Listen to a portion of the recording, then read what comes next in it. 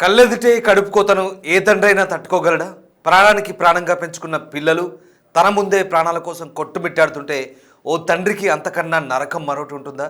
తన పిల్లలు నీళ్ళలో మునుగుతూ కాపాడు డాడీ అన్న అరుపులు వింటే ఆ తండ్రి గుండె తరుక్కుపోదా? ఈత రాకపోయినా పిల్లల్ని కాపాడాలన్న ఆ తండ్రి తపన కేవలం ఒక్కరినే కాపాడేలా చేసింది. మిగతా ముగ్గురు చిన్నారులు నీటి గుంతలో విగత జీవులుగా తేలారు.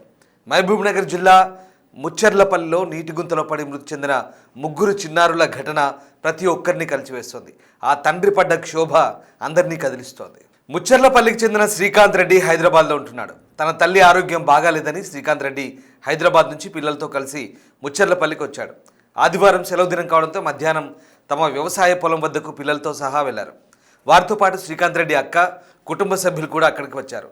పెద్దలు పొలాల్ని పరిశీలిస్తూ మాట్లాడుకుంటుంటే పిల్లలందరూ అక్కడే బంతితో ఆడుకుంటున్నారు. అంతకు కొన్ని క్షణాల ముందు అదే గుంత దగ్గర అందంగా ఫోటోలు దిగారు. వ్యవసాయ పొలంలో ఆడి పాడారు. ఈ క్రమంలో బంతి వ్యవసాయం కోసం తీసిన నీటి గుంటలో పడిపోయింది. నీటిలో పడిన బంతిని తీసుకొచ్చేందుకు ముగ్గురు చిన్నారులు శ్రీమాన్యరెడ్డి, శ్రీకృతి, స్నేహ, విద్యాధరణి రెడ్డి వెళ్లారు. గుంత లోతుగా ఉండడంతో పిల్లలు ఒకరి తర్వాత ఒకరు మునిగిపోయారు. ఈ క్రమంలో పిల్లలు రక్షించండి అంటూ అరుపులు వేశారు. పిల్లల అరుపులు విన్న తండ్రి శ్రీకాంత్ రెడ్డి వారిని కాపాడే ప్రయత్నం చేశాడు. ఈత రాకపోయినా తన ప్రాణం గురించి ఏమాత్రం పట్టించుకోకుండా ఆ గుంతలో దూకాడు ఆ తండ్రి. తన పిల్లల్ని ఎలాగైనా రక్షించాలనే తపనతో ఏమాత్రం ఆలోచించకుండా పిల్లలను కాపాడే ప్రయత్నం చేశాడు. ఈ క్రమంలో మొదట విద్యాధరణి రెడ్డిని ప్రాణాలతో రక్షించాడు. మిగతా ముగ్గురు కోసం కూడా గాలింపు చేపట్టారు. అయితే అప్పటికే జరగాల్సిన నష్టం జరిగిపోయింది. మిగతా ముగ్గురు పిల్లలు మృతి చెందారు. అందులో శ్రీకాంత్ రెడ్డి ఇద్దరు పిల్లలు చనిపోగా తన అక్క కూతురు కూడా ప్రాణాలు కోల్పోయింది.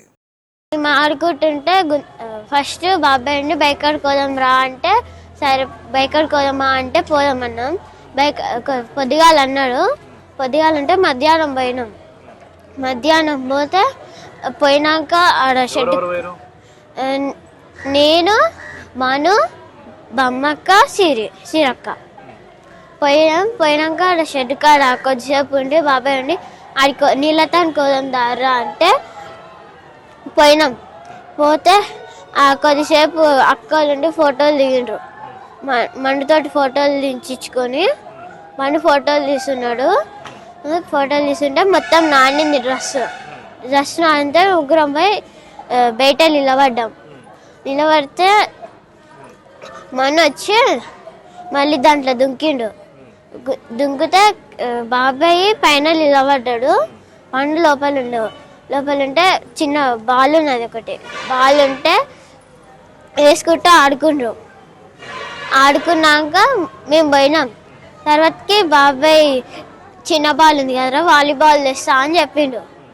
వాలీబాల్ తెస్తా అని పోయినాక మళ్ళీ వచ్చినాక కొద్దిసేపు ఉండి ఇంటికి అయ్యి వాలీబాల్ తెచ్చినాక అక్క సిరక్క నుండి టైం ఎంత అయింది అక్క అంటే 2 అయింది అని చెప్పింది.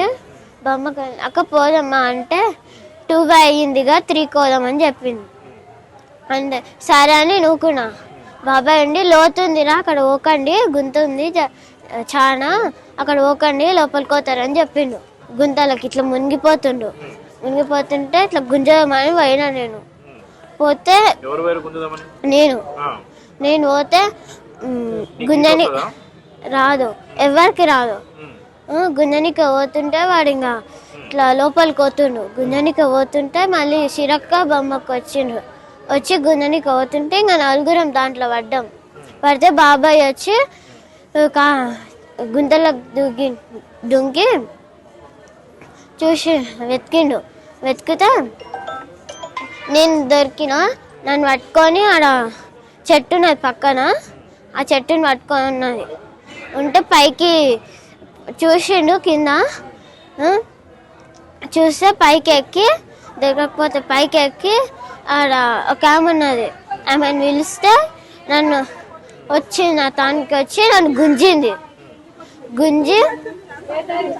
గుంజి నాకు ఇద్దరు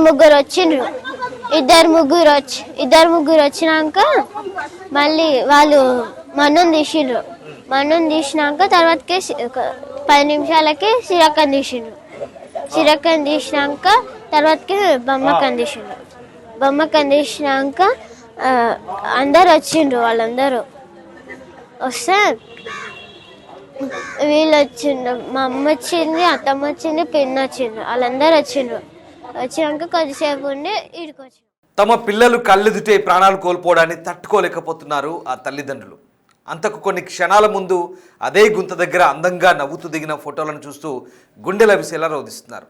ఆ తల్లిదండ్రుల రోదనలు ప్రతి ఒక్కరిని కంటతడి పెట్టిస్తున్నాయి.